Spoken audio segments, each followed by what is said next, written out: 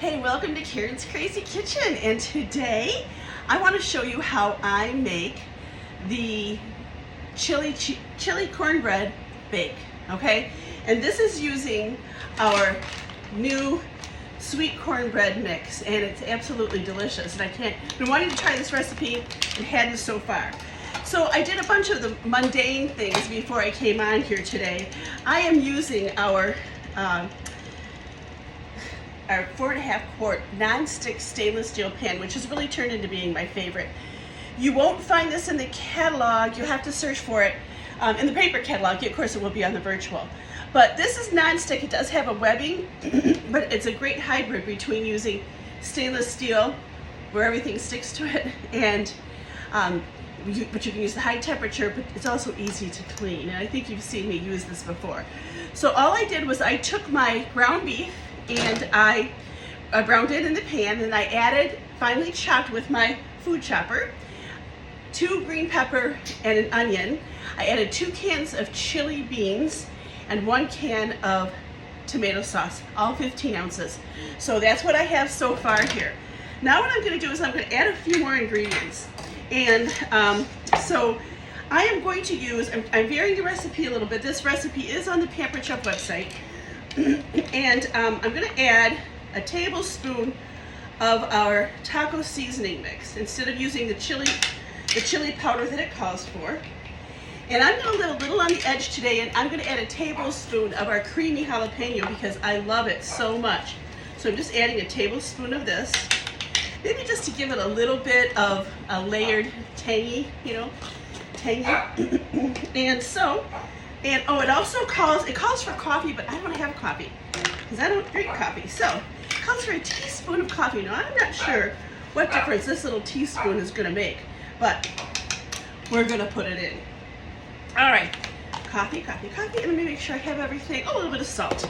We're going to use a half a teaspoon of salt. I'm using my measuring spoon here. I'm just going to fill it half full with the 1 teaspoon. How y'all doing today? Thank you for joining me. Just giving this a quick stir. You see how piping hot this is? And I'm using our classic scraper. You know, our scrapers are good to 650 degrees. They're guaranteed not to split, permanently stain, or curl. So just giving this a good, it kind of smells like coffee, although there's no coffee in here. But anyway, it's probably my imagination.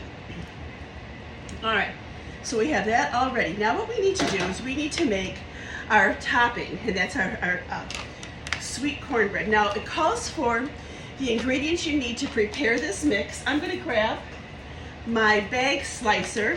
This is great because it has a little blade in here, and then it also has the clip, and I'll show that to you. So I'm just going to take this and open it up, and if I was going to save some of it, like if I was doing chips or something, I could just clip it. All right, but I'm going to use this whole thing, and I'm going to put this into my 2-quart batter bowl. Who remembers what I call this? I call this my bachelor bowl. Beer, cereal, that's all they need. So anyway, that's our cornbread mix. And the recipe calls for 2 eggs. If you've watched me before, what do I tell you about cracking an egg? Comment below if you know. And so I'm adding my 2 eggs. I always crack them into, not always, but I try to always crack them into a container before I add them to my recipe, just to make sure I don't have any eggshells. All right, and I need a half a stick of butter. I mean a half a stick of butter. Anyway, so a quarter of a cup. I'm going to add my. I'm going to go ahead and use this because I'm using it for the same recipe. I'm just going to get out the rest of them. I love my scrapers because they kind of lick the inside of a container, and so it gets everything out. Now, I am going to take my whisk tongs. These are wonderful. They're great. They're great to flip burgers with. You could even pick up, you could pick up a can with it. That's how sturdy they are. And, but you put them together and they can be a whisk. I use these for brownies, for all kinds of things, but they're just really handy, a really handy utensil. So I'm just whisking up my sweet cornbread mix, 2 eggs, and a half a stick of butter melted into this bowl. And here we have our cornbread. All right, now what we're going to add to this is we're going to add 2 cans of chilies, and I already opened up one ahead of time because you probably don't need to see me, but you know, if you're not trained on how to use our can opener, this is your time. All right, I have to just wipe this off because I dropped it. All right, so now I'm going to take my can opener, put it on top of my can, and I twist. And I'm just going to feel this meat on the other side, which means I need to be one with my can. And I feel it meet on the other side. Now I know to turn clockwise backwards, and it's met on the other side. I'm going to take my can opener. Well, I just opened up the other can just fine. I must not have been one with my can like I should have. There we go, I felt it click. All right. And you've seen me use this a million times, and I'm just taking the top off. And what's great is that it's not sharp here, nor is it sharp here. All right, so I'm gonna add that. And now we need to add some shredded cheese. Gotta rinse off my hands here. And if you've seen me do a demo before about cheese, what do I tell you about cheese? You want to buy chunk cheese because it has no doesn't have preservatives in it. I'm going to take my cheese. I only need a cup of cheese with grated. This makes 2 cups. Don't ask me how I know. And so I don't buy shredded cheese. I grate my own with our coarse cheese grater. Now it does come with a handle. I don't use the handle, but if you're the type of person that cuts yourself no matter what you do when you go in the kitchen, you must use a handle. So I'm going to take my cheese and I'm just going to grate it. And I just want you to see, when you have a great grater, get it?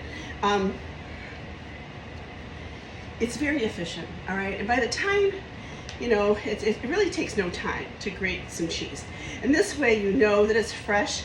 It's gonna melt better because it doesn't have the cellulose in it, which your grated cheeses do. And notice I grate flat-handed, but again, use the handle. Don't do as I do as I say. So I'm going to add my cheese to my cornbread. So I've just taken the cornbread and I've added chilies and cheddar cheese to the bag recipe, and just give this a good stir. And now I have my topping for my chili cornbread bake. Boy, you guys, this looks so good. All right, I'm gonna grab a scoop, and I'm gonna grab our large scoop, and I'm just gonna kind of scoop this all over. Now, you could, the recipe actually called to make this into a 9x13 pan, and I was gonna use my rectangle stone. However, I'm like, why don't I just bake in the pan? This pan is good to 450 degrees. This will bake 400. And why dirty another pan when I don't have to, right? So, I love our scoops. If the bakery can bake cookies that are all the same size, why can't I?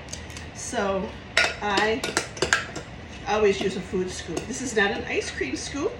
This is a food scoop. All right. Dishwasher safe, both of them, great. All right, now what I'm gonna do, it's a little bit thick, and I'm gonna take my scraper here and just kind of, well, I guess I should show you, shouldn't I, what I'm doing here?